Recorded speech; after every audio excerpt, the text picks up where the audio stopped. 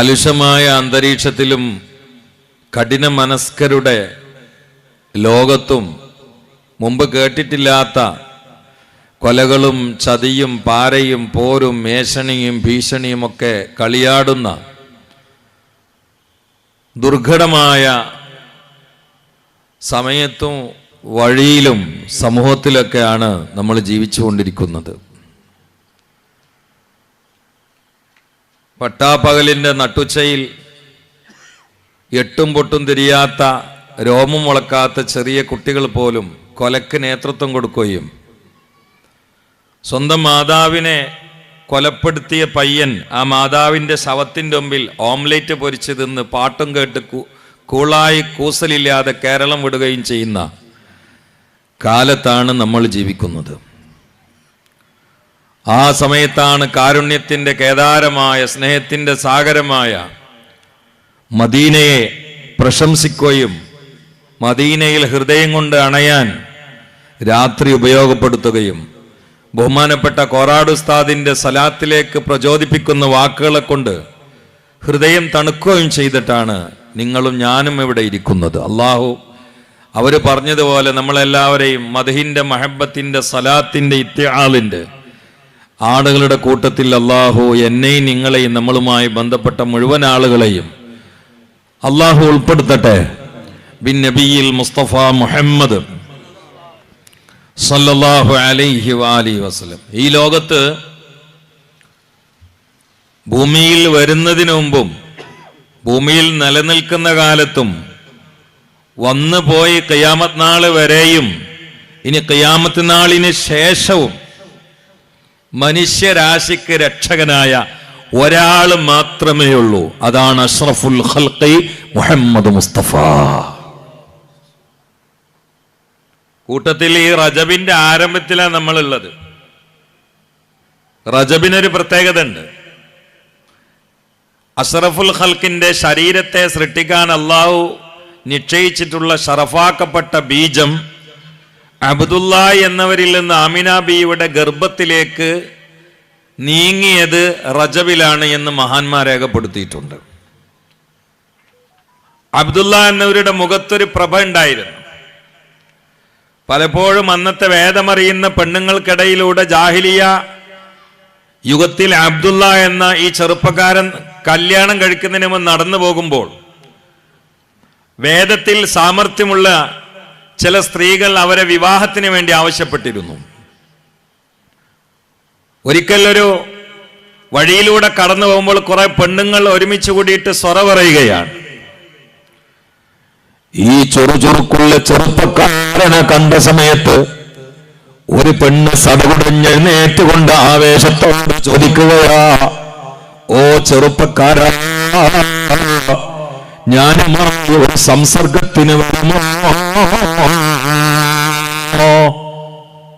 ഞാനുമായി ശാരീരിക ബന്ധത്തിന് വരുമോ എന്ന് വെച്ചാൽ അന്ന് അതൊന്നൊരു പ്രശ്നമല്ല. അന്ന് കള്ളൂടി വ്യഭിചാരം ഇതൊന്നൊരു പ്രശ്നമില്ലാത്ത കാലമാണ്.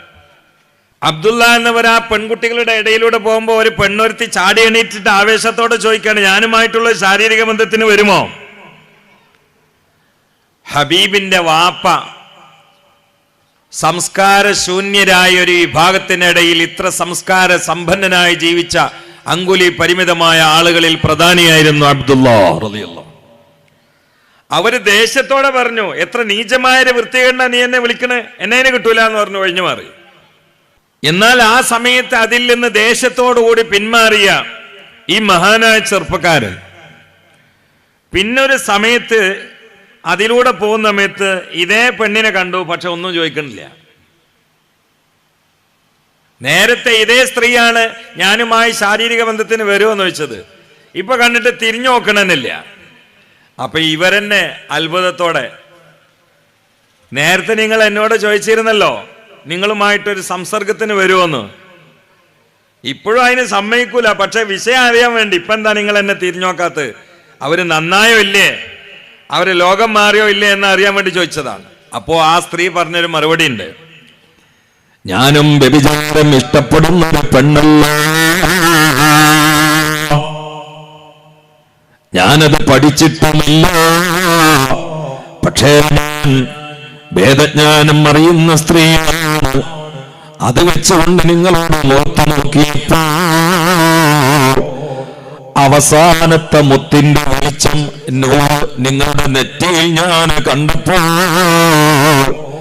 നിങ്ങളുടെ നുത്ഫത്ത് ബീജം സ്വീകരിക്കാൻ എനിക്ക് കഴിഞ്ഞാൽ എന്റെ ഗർഭം ഒരു മഹാനായ മനുഷ്യനെ ഉൽപ്പാദിപ്പിക്കാൻ കഴിയുമോ എന്ന് ആഗ്രഹിച്ചുകൊണ്ട് ചോദിച്ചത്. എന്നാൽ ഇപ്പോൾ നിങ്ങളുടെ മുഖത്ത് പ്രകാശമില്ല.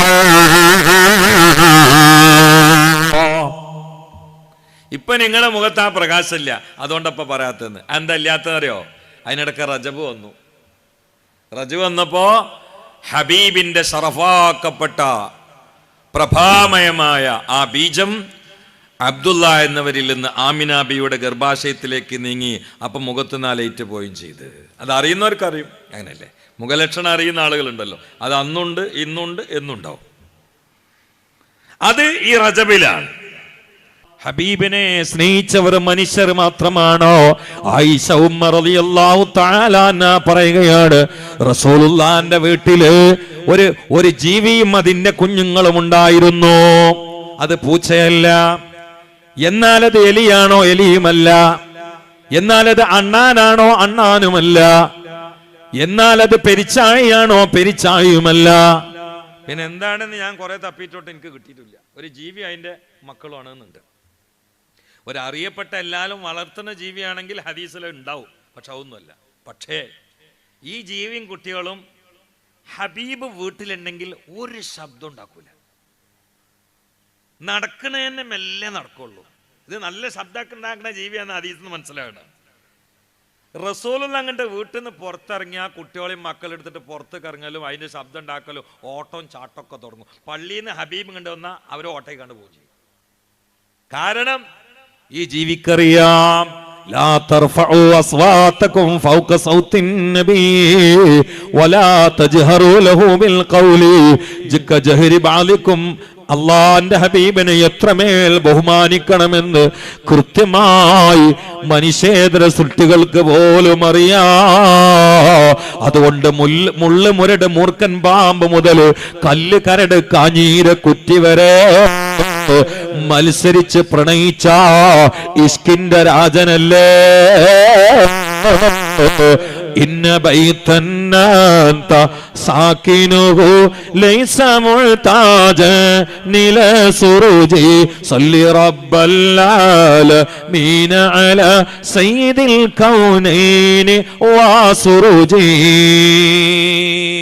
وجهك والله حجتنا يوم يأتي الناس بالحجج صل رب العالمين على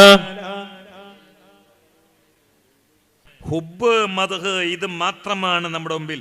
ഞാൻ പറയും, ഇന്ന് ചെറുപ്പക്കാർക്ക് കൊടുക്കേണ്ടതാണ്. മറുപടി വല്ലാതെ വേണ്ട, മരുന്നാണ് വേണ്ടത്. ഇന്ന് കുട്ടികളെ സോക്കട് മാറാൻ ചോദ്യം മറുപടി ഒക്കെ നടക്കട്ടെ, നടക്കേണ്ട സ്ഥലത്ത് നടക്കട്ടെ, അതിന് നമ്മൾ എതിരല്ല. പക്ഷേ ഒരു മരുന്നുണ്ടായി കൊടുത്താൽ എല്ലാവരും അടങ്ങും. കഴിഞ്ഞ റബീഉൽ ലെവലിന് ഞാൻ വേല കഴിഞ്ഞ് മുമ്പ് ഒരു ചെറുപ്പക്കാരൻ കുട്ടീൻ്റെ അടുത്ത് വന്നിട്ട് പറഞ്ഞു, ഉസ്താദിനെ രക്ഷപ്പെടുത്തണം. ഞാൻ പറഞ്ഞു, ഞാൻ എന്നെ എന്താ കാട്ടിക്കണ്ട എന്നെ രക്ഷപ്പെടുത്താൻ? അല്ല ഞാൻ ആകെ പറഞ്ഞു. ഞാൻ വെച്ചാൽ എന്താ എൻ്റെ പ്രശ്നം എന്ന് വെച്ചാൽ, അപ്പോൾ എന്നോട് പറഞ്ഞു, എനിക്ക് എല്ലാവരും വെടിവെച്ച് കൊല്ലാൻ തോന്നുകയാണ്. ഈ കഴിഞ്ഞ റബീഉൽ ലെവൽ വെടിവെച്ചല്ലാൻ തോന്നുക. അപ്പോൾ എനിക്ക് പേടിയായി. കാരണം എല്ലാവരും വെടിവെച്ച് ചെല്ലുമ്പോൾ ആ കൂടുതലിപ്പോൾ ഞാനും പെട്ടില്ലേ. ഞാൻ ഓനങ്ങനെ നോക്കി, എൻ്റെ അടുത്ത് വെടിയുണ്ടോ എന്ന് ചെയ്യാൻ. അവനെ എറണാകുളത്ത് നിന്ന് അമ്മായിക്കാക്ക പിടിച്ചോടുന്നു. അവന് എറണാകുളത്ത് നിന്ന് എല്ലാവരും വെടിവെച്ചെല്ലാം തോന്നുകയാണല്ലോ. ഞാനെങ്ങനെ മനസ്സിലാക്കിയ ബന്ധാരങ്ങൾ, ഇവന് സിനിമൻ്റെയും ഗെയിമിൻ്റെയും ആളാണ്. അത് വല്ലാതെ കുട്ടികൾക്ക് കൊടുത്താലേ ഭാവിയിൽ കുട്ടികൾ ഇങ്ങനെ ആവും. കണ്ണിൻ്റെ റെറ്റിനയിൽ ഒരു സാധനം പറഞ്ഞാൽ ഹൈപ്പോ തലാമസക്ക് പോകും. ഹൈപ്പോ തലാമസ് ടെസ്റ്റോസ്റ്റെറോൺ എന്ന ഒരു ഹോർമോൺ ഉണ്ടാക്കും. ഉണ്ടാക്കിയാൽ നമ്മൾ ഈ കണ്ടതും ഭാവിച്ചതും അഭിനയിച്ചതൊക്കെ നടപ്പിലാക്കാൻ ഒരു സോക്കട് വരും. ആ പോസ്റ്റിക്ക് എത്തിയാണ് ഇവനിങ്ങനെ ഈ അഭിനയിച്ചതും കണ്ടതൊക്കെ ഇവനിങ്ങനെ നടപ്പിലാക്കണം, അതിന് വേണ്ടിയിട്ടണം. നമ്മളെ കുട്ടികളുണ്ടല്ല, തൊട്ടിയൊക്കെ എടുക്കുമ്പോഴും കയ്യിൽ മൊബൈൽ. നമ്മളൊക്കെ പഴയ കാലത്ത് നമുക്കൊക്കെ ഉമ്മാരെങ്ങനെ ഭക്ഷണം തന്നീന്ന്? ബിസ്മില്ലാഹിർ റഹ്മാനിർ റഹീം, കുട്ടി കഴിച്ചോളി, കൂടി വന്നാൽ ചെമ്പരത്തിപ്പൂന്ന് കാണിച്ചു തരും. അത് പൊട്ടിച്ചേരാറിഞ്ഞാൽ ഏത് പറ്റാത്തോ നമ്മൾ മുണങ്ങും. ഇന്ന് ചെമ്പരത്തിപ്പൂവില്ല, മല്ലികയില്ല, അതൊന്നും ഇപ്പോൾ കാണാനേ ഇല്ല. നാളെ ഏതൊരു കുട്ടി ഉമ്മാനോട് ചോദിച്ചാലാ ഈ അരി കുലിക്കണ മരം ഏതാണ്? അപ്പൊ കുട്ടി അയച്ചിങ്ങനെ അരി എന്ന് പറഞ്ഞാൽ കുലിക്കിടണാണ്. കാരണം മുമ്പത്തെ പാടം അരിയും നെല്ലൊന്നും ഇപ്പൊ ഇല്ല, പുറത്തുനിന്ന് വരുന്നതാണ്. അപ്പൊ ഇത് മരത്തിമൊന്ന് കുലിക്കണമെന്ന് കൂട്ടിക്കണം. ഇപ്പൊ കുട്ടിയൊക്കെ അറിയില്ലല്ലോ. ഇന്നലെ ഞാൻ വേദനയായപ്പോ അവിടുന്ന് എന്നോട് പറഞ്ഞു, കാര്യമായൊരു സൂഫിയായ മഹാൻ മമ്മൂട്ടി മുസ്ലിയർ, മൂപ്പര് കറണ്ട് വന്നപ്പോ അന്ന് ജുമാക്ക് പ്രസംഗിച്ചാലോ ഖിയാമത്ത് എടുത്തിട്ടുണ്ട്. കറണ്ട് വന്നു ആ ഏരിയക്ക് 1-2 വീട്ടിലേക്ക് കറണ്ട് കിട്ടി. അതിലും മുമ്പ് ജുമാക്ക് പ്രസംഗിച്ചാലോ മുത്താലിമ്യങ്ങളോട് പറഞ്ഞാൽ ഇനി ദർശ പിരിച്ചു വിടുക നല്ലതെന്ന്. കാരണം എന്താ? അവരോട് ന്യായം പറഞ്ഞ്, എടാ ഇതുവരെ നമ്മൾ കിതാബ് നോക്കുന്ന ചിമ്മിണി വിളക്ക് കത്തിച്ചിട്ടാണ്. അപ്പം ആ വിളക്കിൻ്റെ പ്രകാശം കുറഞ്ഞ സ്ഥലത്തേ ഉണ്ടാവുള്ളൂ. അപ്പം അങ്ങോട്ടും ഇങ്ങോട്ടും നോക്കൂല. അപ്പം കിതാബിക്ക് മാത്രമായിരിക്കും ശ്രദ്ധ. ബൾബ് ഇട്ടാൽ പ്രകാശം ഒന്നായിട്ട് വരുമ്പോൾ കിതാബ് നോക്കും, അത് കൂടി ആരാ പോണേ, ഇതി കൂടി ആരാ പോണേ. അതുകൊണ്ട് ഇനി ദർശനം നടത്തിയിട്ട് കാര്യമില്ല. അങ്ങനെയാണെങ്കിൽ ഇന്നിപ്പോൾ എത്ര ദർശനം പിരിച്ചു വിടണം? കാരണം ഇന്നിപ്പോൾ കറണ്ടാണോ? മൊബൈലല്ലേ ഇപ്പോൾ ഫുള്ള്, എല്ലാ മൊബൈലില്. ആ തീറ്റ മൊബൈലില്, വാള് മൊബൈല്, ദിക്റാൽക്ക മൊബൈല്, ദ്വാ മൊബൈലില്, പിന്നെ നിശ്ചയ മൊബൈലില്, പെണ്ണ് കെട്ടൽ മൊബൈലില്, നിക്കാഹ് മൊബൈലില്, ഒക്കെ മൊബൈലില്. തീറ്റ മാത്രം മൊബൈലല്ല. അതും കൂടി മൊബൈലിലാണെങ്കിൽ നമുക്ക് നല്ല ആശ്വാസമായിരുന്നു. രാവിലെ എന്തേ നാസ്താക്കാഞ്ഞ് അത് മൊബൈലിൽ നിൽക്കണമെന്ന് പറഞ്ഞാൽ അത് മൊബൈലല്ല, ബാക്കിയൊക്കെ മൊബൈൽ. കഴിഞ്ഞ ചൂട് കാലത്ത് ഒരു ഭർത്താവും ഭാര്യയും കൂടി ഒറ്റ ബെഡിൽ കിടക്കുക, രണ്ടാളും അടുത്ത് ഒട്ടൊട്ടി കിടക്കുകയാണ്. രണ്ടാളെ ചവിട്ടിലും ഇയർഫോൺ ഉണ്ട്. അപ്പോൾ ഇപ്പോൾ ഒരു വീടിൻ്റെ പ്രത്യപ്പങ്ങളൊക്കെ വീട് നോക്കൂ, 25-30 ആളുകളുണ്ടാവും. പക്ഷെ മൗനായിരിക്കുമല്ലോ. പുറത്ത് ചെരുപ്പ് 40-50 ചെരുപ്പ് ഉണ്ടാവും, പക്ഷെ വീട്ടിൽ ആരും ഉണ്ടാവില്ല. എന്തേ? നിങ്ങൾ വിചാരിച്ചിരിക്കണം എല്ലാവരും കൂടി ഏതെങ്കിലും ദിക്കറിൻ്റെ എണ്ണം പിടിച്ചു കണ്ടിരിക്കണമെന്ന് വിചാരിച്ചിരിക്കണോ? മജ്ലിസുനൂർ അല്ലെന്ന് വിചാരിച്ചിരിക്കണം? എല്ലാവരും യാ ലത്തീഫ് എന്നുള്ളതിൻ്റെ റിയാള വീട്ടുകയെന്ന് വിചാരിച്ചിരിക്കണം? ഒന്നുമല്ല, ഒക്കത് തുറന്നിട്ട് അയക്കു കണ്ണും തൊട്ടും ഇങ്ങനെ ഇരിക്കണം. പരസ്പരം കമ്മ്യൂണിക്കേഷൻ ഇല്ലല്ലോ ഇപ്പോൾ. അപ്പോൾ ഇവർ രണ്ടാളും ഒപ്പം കിടക്കുക. അപ്പം ഭർത്താവിൻ്റെ മൊബൈലിലേക്ക് ഒരു മെസ്സേജ് വരുന്നു. എടുത്തു നോക്കുമ്പോൾ ഇപ്പുറത്ത് കിടക്കണ ഭാര്യ, ഓൾ മെസ്സേജ് വിട്ടാണ് കുറച്ച് നീങ്ങി കിടക്കി എനിക്ക് ചൂട് എടുക്കുന്നുണ്ടെന്ന്. ഒറ്റ ബെഡിൽ ഒരു ബെഡിൽ കിടക്കണ, ഒരു ബെഡ്ഷീറ്റിൽ കിടക്കണ രണ്ടാളിൽ ഒരാൾ മറ്റാക്ക മെസ്സേജ് എടുക്കും, ജന്തു കുറച്ചാണ് നീങ്ങി ചൂട് എടുക്കുന്നുണ്ട്. രണ്ടാൾക്കും സംസാരിക്കാം, കാരണം രണ്ടാളും നല്ല ഹരത്തിലാണ്. അതല്ലേ? ഞാൻ 2-3 ദിവസം ഒരു മഹലിൽ പോയപ്പോൾ മഹലാകെ വിറച്ച് നിൽക്കുക. എന്തേ? ഒരു വീട്ടിൽ ഉമ്മാക്കും മോൾക്കും ഒപ്പം കയറുമ്പോൾ രണ്ടാളെ ഭർത്താക്കന്മാരും ഗൾഫിലും ഒപ്പം കയറുമ്പോൾ ആളെ പരിശോധിച്ച് നോക്കുമ്പോൾ രണ്ടാൾക്കും ഗർഭമുണ്ടാക്കിയത് ഒരേ ആള്. രണ്ടാളാണെങ്കിൽ സഹിക്കാം. രണ്ടാൾക്കും ഉണ്ടാക്കിയത് കാരണം ഉമ്മയും പിന്നെ പ്രേമിക്കുന്നുണ്ട്, മോളും പ്രേമിക്കുന്നുണ്ട്. ഉമ്മ പ്രേമിക്കണ മോളും അറിയില്ല, മോള് പ്രേമിക്കണ ഉമ്മയും അറിയില്ല. ആകെ കുടുങ്ങിയില്ലേ? ഇതാപ്പ കാലം. ഈ ദുരന്തൊക്കെ വരാൻ കാരണം എന്താ അറിയോ? ഈ സാധനം മലിനെടുത്തിട്ട് അങ്ങനെ തിരിപ്പിട്ടു. അതല്ലേ എവിടെ എത്തി ലോകം? പുടുത്തം വിട്ടു പോയില്ലേ? എല്ലാത്തിലായില്ലേ? പാവം ഭർത്താവ് ഗൾഫിൽ നിന്ന് അയച്ചു കൊടുക്കും, ബംഗാളിൻ്റെ ഇരുന്ന് പൈസ വാങ്ങിയിട്ടുണ്ടാവും മൊബൈൽ അയച്ചു കൊടുക്കാൻ. എന്നിട്ട് അതേറ്റ് രാത്രി ആരേറ്റാ സംസാരിക്കണത്? ആ പാവം എപ്പോൾ വിളിച്ചാലും ഇവിടെ ഇവളെ കിട്ടണില്ല. അപ്പോൾ ചോദിച്ചാൽ പറയും മൂത്തമ്മ വിളിക്കരുന്ന്, അല്ലെങ്കിൽ അമ്മോൻ വിളിക്കരുന്ന്. ഒരു മൂത്തമ്മ അമ്മോനല്ല, ആ നാട്ടിൽ വേറൊരു ഹംക്ക് പുതിയ അമ്മോൻ വന്നിട്ടുണ്ട്. അതാണ്. ആരെങ്കിലും അറിയണ്ടോ? ചാടി പോകുമ്പോഴല്ലേ അറിയണേ. അല്ലാഹു ഈ ദുരന്തങ്ങളിൽ നിന്ന് ഉമ്മത്തിനെ കാത്തുരക്ഷിക്കട്ടെ. അവിടെയാണ് നമ്മൾ മദീന പറയുന്നത്. മക്കളിൽ പലരും ഉമ്മങ്ങാണ്ടുമില്ലാത്ത രൂപത്തിൽ വിചിത്രമായ നരനായാട്ടു നടത്തുന്ന കാലമല്ലേ? നന്മയുടെ പൊടിപൊടലം ഇല്ലാതെ അടിപടലം തകർന്ന കാലമല്ലേ? ഇന്ന് ലഹരിയേറ്റവനെ തിരിച്ചറിയുന്നില്ല, സ്മെല്ലില്ല, അതാ കണ്ണിന്റെ കളറ് മാറുന്നില്ല. ചെറിയ ചെറിയ പഞ്ചസാര തരിയുടെ വലുപ്പമുള്ള MDMA എന്ന് പറയുന്ന ലഹരി വിദ്യാലയങ്ങളിലും ഒരു വേള ആരാധനാലയങ്ങളിലോ പിടിമുറുക്കുന്ന കാലമല്ലേ? നമ്മൾ മുഹമ്മദീയ മഹബത്തിന്റെ ലഹരി വിളമ്പുന്നത് അത് മദീനയുടെ ചഷകം കൊണ്ടാണ്. حب النبي ومدحه خير الأمل وعسى الإله به يبلغه الأمل وله بنيل شفاعة طه كفل عند الإله منعما تنعيما صلوا عليه وسلموا تسليما നബിക്ക് ഉർത്തനം ഖൈറായ അമലാണ് സുദി നിനക്കായി നൽകൂനാഥനോ അതിനാൽ കൊതി നബി നായകർ സൗപാശയും നൽകാൻ മതി നാളത്തെ ഫൗസ് സലാമത്തും അതിനാൽ വിധി സല്ലു അലൈഹി വസല്ലിമു തസ്ലീമാ സല്ലല്ലാഹു അലാ മുഹമ്മദ്. ഞാനൊരൽപ്പവും കൂടി മദീന പറഞ്ഞ് 10 മണിക്ക് പിരിയുന്നതാണ്. പ്രിയപ്പെട്ടവരെ, സ്വലാത്ത് കൂടെ തന്നെ ചൊല്ലിയിട്ട് മനസ്സുകൊണ്ട് മദീന പ്രാപിക്കാൻ ശ്രമിക്കണേ. ഒരുപക്ഷെ ഇന്നത്തെ രാവ് തന്നെ ആഘോഷമാകാം. കണ്ടോ മഹാന്മാരായ സ്വഹാബാക്കളുടെ പ്രണയം കണ്ടോ, അവരുടെ സ്വലാത്തിന്റെ ആവേശം കണ്ടോ. ഉമ്മമാരെ, യുദ്ധക്കളത്തിൽ വെട്ടുകിട്ടിയിട്ട് കഴുത്തിന് കുത്തുകൊണ്ടിട്ട് തോളത്ത് കമ്പി ഇറക്കിയിട്ട് കിടന്ന് പടയുന്ന പെങ്ങള് ആ സമയത്ത് രക്തത്തിൽ കുളിച്ച് ചക്രശ്വാസം വലിക്കുമ്പോ തന്റെ പ്രിയപ്പെട്ട മകൻ വന്ന് ഉമ്മയ്ക്ക് വെള്ളം കൊടുക്കാൻ ശ്രമിക്കുന്ന സമയത്ത് കഴുത്തിനോ കുന്തം കൊണ്ട് കുത്തുകിട്ടിയിട്ട് പടയുന്ന പ്രിയപ്പെട്ട പെങ്ങള് പറയുന്നു, മോനെ, ഇത് ഉമ്മാന്റെ തൊള്ളയില് വെള്ളമൊഴിച്ച് തരേണ്ട സമയമല്ല. ഹബീബിന്റെ ശറഫാക്കപ്പെട്ട ശരീരത്തിലേക്ക് ശത്രുക്കൾ അമ്പ് തൊടുത്തു വിടുന്നുണ്ട് മോനെ. ഉമ്മാന്റെ കുട്ടി അവിടെ പോയി റസൂലുള്ളാഹിക്ക് പരിചയമായി പ്രവർത്തിക്കണ മോനെ. എനിക്ക് വെള്ളം വേണ്ട. ഈ സദസ്സിൽ മദീനയുടെ മണം പിടിക്കാൻ വന്ന മറയ്ക്കപ്പുറത്തിരിക്കുന്ന പെങ്ങളെ, എന്നെ കേൾക്കുന്ന ഉമ്മ, അങ്ങനെയുള്ള സഹാബിയാത്ത് പോകുന്ന സ്വർഗമാണ് നിങ്ങൾ കൊതിക്കുന്നതെങ്കിൽ ഇന്ന് വെട്ടുകിട്ടണ്ട, ഇന്ന് യുദ്ധത്തിന് പോകണ്ട, ഇന്ന് കുന്തം കൊണ്ട് കുത്തുകിട്ടണ്ട. കളാക്കാത്ത നിസ്കാരത്തിൽ കാർക്കശ്യമുണ്ടാകണേ. സുന്നത്തുകൾ പരമാവധി അധികരിപ്പിക്കണേ. സ്വലാത്തിന്റെ എണ്ണം കൂട്ടണേ. മദീനയെ പ്രണയിക്കണേ.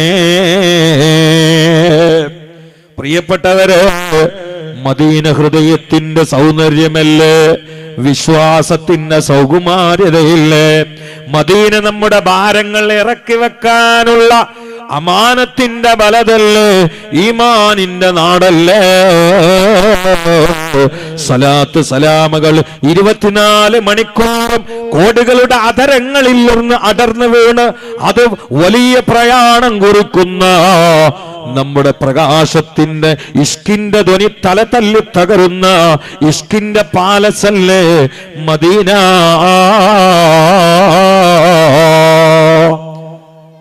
വെള്ളകേറി ഉദിക്കുന്ന സൂര്യോദയത്തിന്റെ രശ്മികൾ തട്ടി മദീനയുടെ പവിത്രമായ തിരുമുറ്റത്ത് വിടർന്നുകൊണ്ടിരിക്കുന്ന കൊടകൾക്കിടയിലൂടെ മനോഹരമായ മാർബിളിൽ ചവിട്ടി പ്രഭാത സമയത്ത് സൂര്യകിരണം തലമുടുമ്പോൾ സ്വലാത്ത് സലാമുകളുമായി പോയതോർക്കുകയാണ്.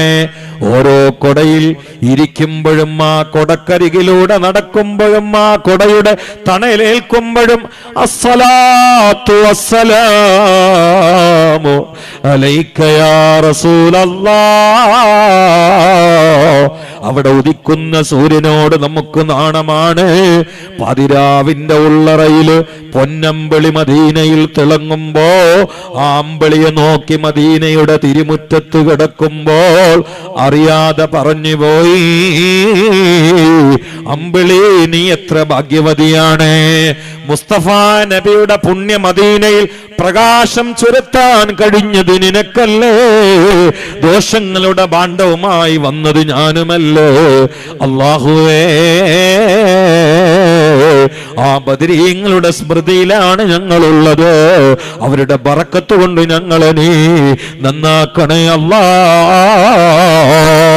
എല്ലാ ബലാലും ആഫത്തും ഇടങ്ങേറുകൾ മുസീബത്തും ബദരീങ്ങളെ ബറക്കത്തിനാൽ യമൈ കാക്കണം യാ റബ്ബന ലാ ഇലാഹ ഇല്ലല്ലാഹു. പറ്റാവുന്നവർ മൊബൈലിലേക്ക് നോക്കാതെ ഇനിയും ഈ മുതല്ലിമിന്റെ കൂടെ ഒന്ന് യാത്ര ചെയ്യണേ.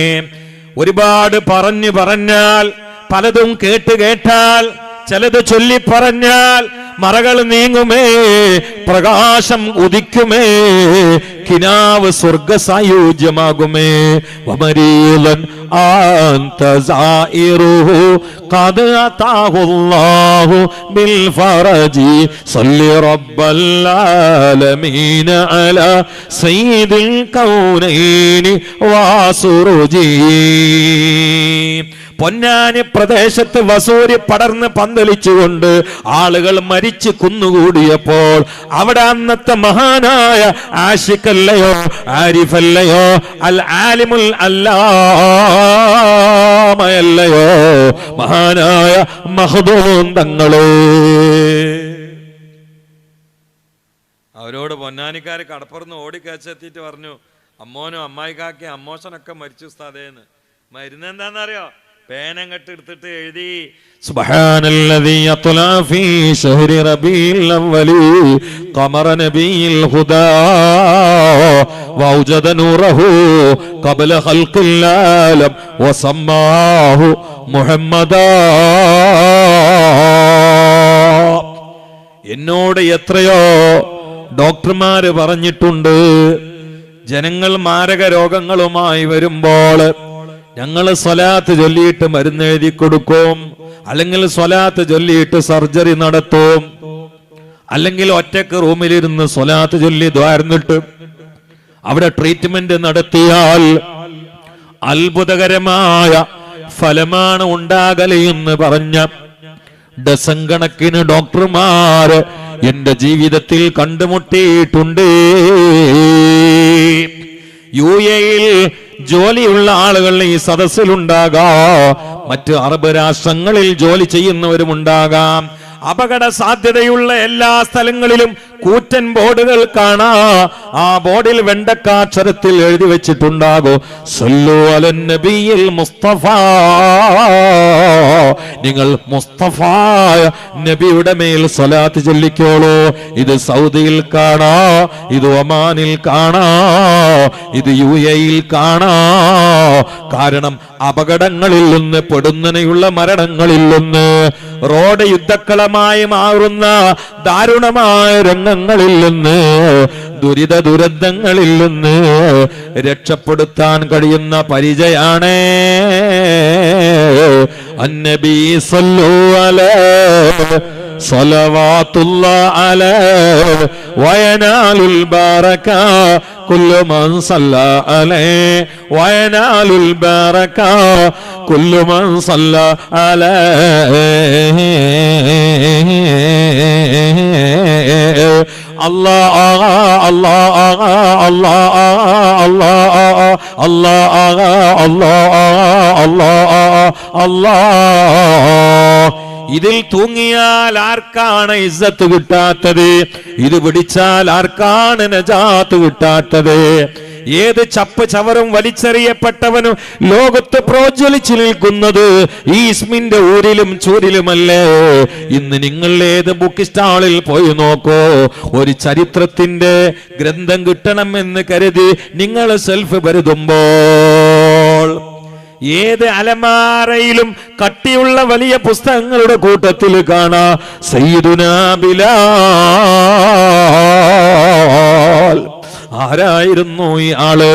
ഉമയ്യത്തിന്റെ കുതിരാലയത്തിൽ കുതിരയുടെ കാഷ്ടം തലക്ക് വെച്ചുകൊണ്ട് കട്ടിച്ചാക്ക് ട്രൗസറാക്കിയിട്ടുകൊണ്ട് പാതിരാവിൽ ഭക്ഷണം പോലും കഴിക്കാൻ പാകമില്ലാതെ ഉറങ്ങിയിരുന്ന, മക്കൾക്ക് വേണ്ടാത്ത ധനാഢ്യന്മാരുടെ കാൽ കീഴിൽ കഴിഞ്ഞിരുന്ന, കള്ള് ഒഴിച്ചു കൊടുക്കുമ്പോൾ മുതലാളിമാർക്ക് കള്ള് തൊണ്ടയിലൂടെ ഇറങ്ങുന്ന സമയത്ത് പാതിരാവിനെ പകലാക്കി പാട്ടുപാടിയിരുന്ന കറുകറുത്ത കാപ്പിരിയല്ലായിരുന്നു സയ്യിദുന ബിലാൽ.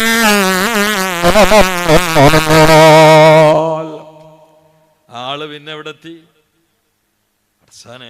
സഹാബാക്കളെ ഇടക്കിടക്ക് പറഞ്ഞിരുന്നു, അബൂബക്രിൻ സയ്യിദുന അഅതഖ സയ്യിദന. വല്ലാത്തൊരു വാക്കാണത്. അബൂബക്രിൻ സയ്യിദുന അഅതഖ സയ്യിദന. അബൂബക്കർ ഞങ്ങളെ നേതാവാണ്, ഞങ്ങളെ നേതാവിനെ മോചിപ്പിച്ച നേതാവാണ്. അതേതാ നേതാവ്?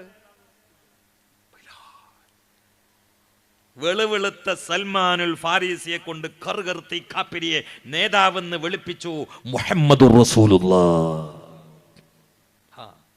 ഒരിക്കൽ അബൂദറും ബിലാലും തമ്മിൽ ഒരു സൗന്ദര്യപ്പണക്കുണ്ടായി. ഉണ്ടാവുമല്ലോ, സ്നേഹമുള്ള ആൾക്കാരുടെ ഇടയിൽ കിടക്ക് പണക്കൊക്കെ ഉണ്ടാവും. ഒന്നൊരു വിഷയമാക്കണ്ട, അക്കാണ് ശരിയാവും ചെയ്യും. ഒരു സൗന്ദര്യപ്പണക്കുണ്ടായി, രണ്ടാളും ഭയങ്കര സൗന്ദര്യപ്പണക്കും.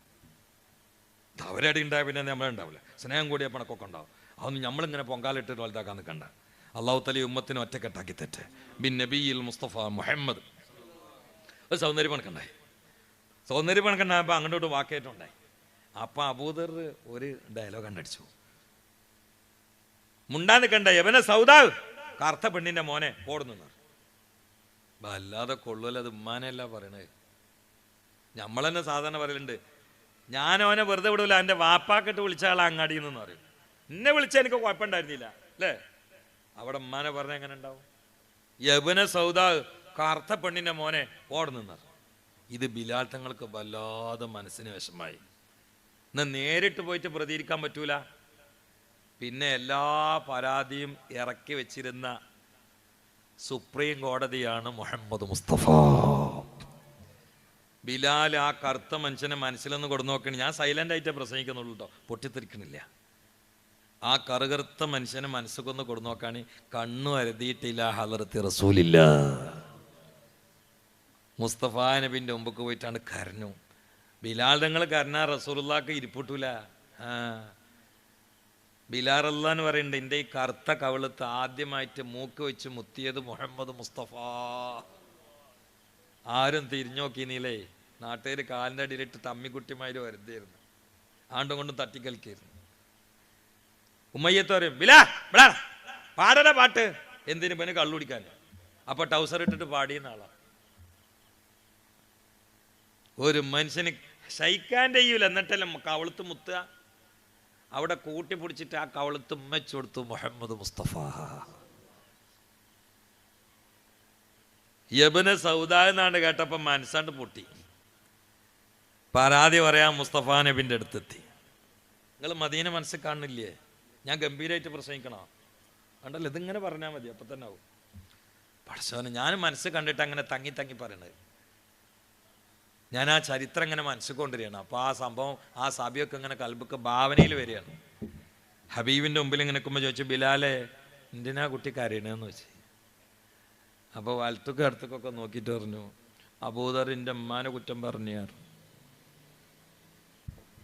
എന്തേ പറഞ്ഞെന്ന് വെച്ച്, കറുത്ത പെണ്ണിൻ്റെ മോനെന്ന് പറഞ്ഞാർ. അപ്പോൾ തഗയ്യറ ലൗനു വജ്ഹി റസൂലില്ലാഹ്, മുത്തനബിൻ്റെ മുഖത്തിൻ്റെ കളറാണ്ട് മാറി. കാരണം ലോകത്ത് നീതി ന്യായം മാത്രം പഠിപ്പിച്ച മുഹമ്മദ് മുസ്തഫ. അബൂദറിനെ വിളിക്കാൻ പറഞ്ഞു. അബൂദറിൻ്റെ ഒരു വരവ് വന്നിട്ട് ആ വരവ് എങ്ങനെ ഉണ്ടാവും? ഇതിങ്ങോട്ട് കണ്ട പേടിൻ്റെ പടക്കം പൊട്ടൂലേ മനസ്സിൽ. ഈ കറുത്ത മനുഷ്യൻ കണ്ണരുതിയിട്ട് ഇങ്ങനെ നിൽക്കണ്. റസൂലുള്ള ദേഷ്യത്തിൽ നിൽക്കുകയാണ്. അബൂദറിനെ കണ്ടപ്പോഴത്തന്നെ മുസ്തഫാനെ വെച്ച്, യാ അബൂദർ അഫീക ശൈഉം മിൻ അംരിൽ ജാഹിലിയ്യ, ജാഹിലിയ കൾച്ചർ മുഴുവനും പോയിട്ടില്ലേ? കുറച്ചും കൂടി ഉണ്ടോ? എന്താ എൻ്റെ ബിലാലിന്റെ മുഖത്തോക്കി പറഞ്ഞ് കറുത്ത പെണ്ണിന്റെ മോനെന്നോ? എനിക്കിപ്പോഴും ജാഹിലിയത്ത് ഉണ്ടല്ലേ? നമ്മളാണെങ്കിലോ ഞാൻ ദർസം ഉണ്ടാവില്ല, പള്ളി ഉണ്ടാവില്ല. ശരീക്കിനെ വിളിച്ചിട്ടല്ലേ ഈ ഉസ്താദ് പറയണേ, ഇത് രണ്ടും ശരീക്കന്മാരല്ലേ. എന്നെ ചീത്ത പറഞ്ഞി, എന്നെ ചീത്ത പറഞ്ഞി. ഉസ്താദ്മാർ എത്ര വഴക്ക് പറഞ്ഞാലും ദേഷ്യമില്ലാത്ത കുട്ടികൾ ഭാവിയിൽ നന്നാവും. നീ ചീത്ത അതൊന്നുമില്ല. പടച്ചോനെ, അബൂദറിന്റെ കൽബിൽ അങ്ങോട്ട് ഖേദം വന്നിട്ട് കണ്ണപ്പത്തനാണ് നിറഞ്ഞു. പിന്നെ ചെയ്യണ പണി ഇത് പിന്നെ ചെയ്യാൻ അന്നത്തെ ആൾക്കാർക്ക് പറ്റൂല, അത് അന്നത്തെ ആൾക്കാർക്ക് പറ്റുള്ളൂ. ഇന്ന് പിണങ്ങിയാൽ പിന്നെ മോത്തക്കാൻ നോക്കിയാൽ കർക്കിടക മാസം കണ്ണ വരിക. പിന്നെ കല്യാണത്തിനും പങ്കെടുക്കില്ല, കുടിയിരിക്കലും പങ്കെടുക്കില്ല. സ്വഹാബാക്കളുടെ പിണക്കൊക്കെ ഉണ്ടായിട്ടുണ്ട്, അത് അപ്പം തന്നെയാണ് തീരും ചെയ്യും. അത് ഉടനെ തന്നെ കെട്ടിപ്പിടിക്കും ചെയ്യും. അതാണ് നിങ്ങൾ നോക്കിയത്. നന്നായി നോക്കി നിങ്ങൾ. ഒരു ദിവസം നീണ്ടില്ല, 2 ദിവസം നീണ്ടില്ല, ഒന്നും നീണ്ടില്ല. അബൂദർ ഈ കറുത്ത കാലുണ്ടല്ലോ ബിലാൽ തങ്ങളെ, തടിച്ച കറുത്ത കാല്, അതിൻ്റെ അടിയിലാണ്ട് കിടന്നിട്ട് കവളാണ്ട് വെച്ചിട്ട് പറഞ്ഞു, ബിലാലെ ചവിട്ട് എന്ന് പറഞ്ഞു. യാ ബിലാൽ,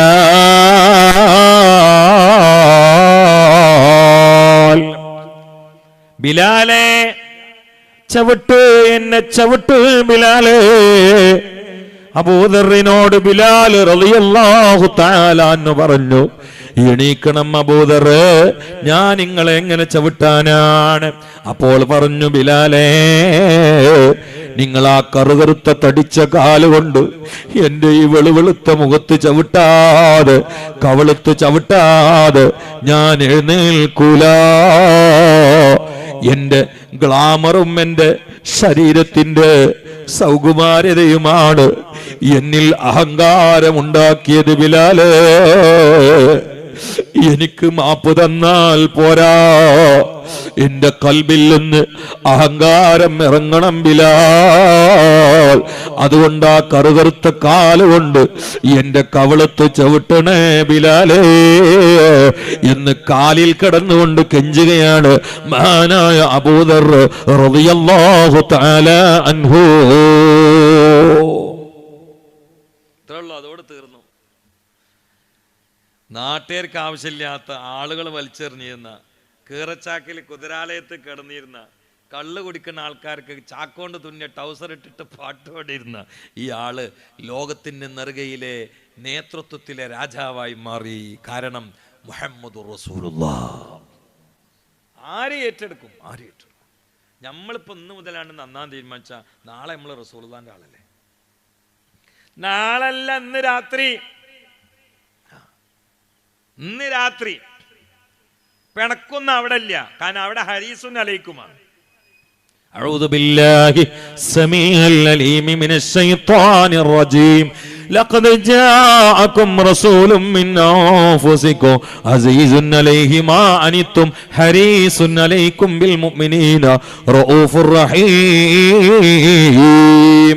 ഈ ആയത്തിനുള്ളത് സൂറത്ത് തൗബയിൽ, അതുകൊണ്ട് ഞാൻ ബിസ്മില്ലാത്തത്. എന്താ സൂറത്ത് തൗബന്റെ പ്രത്യേകത?